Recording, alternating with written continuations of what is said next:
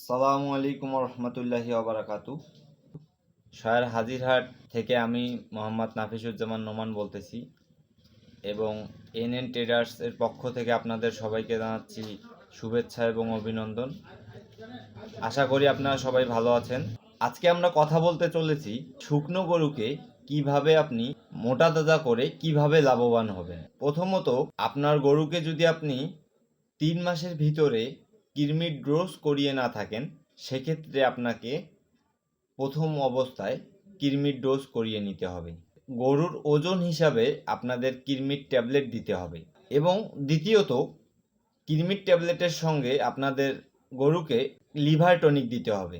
Liver tonic যেটা আপনার গরুর ভিতরের সব অংশগুলোকে নতুনভাবে রিফ্রেশ করবে এবং তার পাশাপাশি গরুকে একটি জিঙ্ক এবং একটি আয়রন দিতে হবে।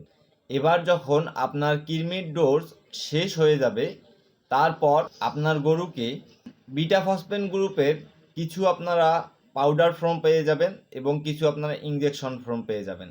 যেগুলো পাউডার ফর্ম সেগুলো খাদ্যের সঙ্গে মিশিয়ে খাওয়ালেও হয় এবং যেগুলো বিটা ফসফেন ইনজেকশন আইটেম সেগুলো আপনার গরুর মাংসপেশিতে পুশ করতে হবে।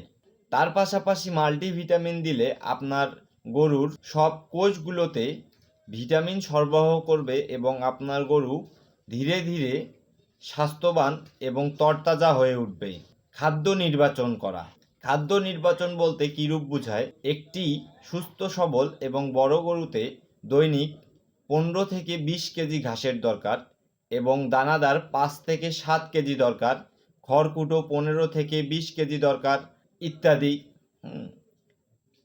আপনি আপনার গরুকে খড়ের সঙ্গে চিটা গুড় মিশিয়ে খাওয়াতে পারবেন, সেক্ষেত্রে আপনার গরুর উপকার হবে।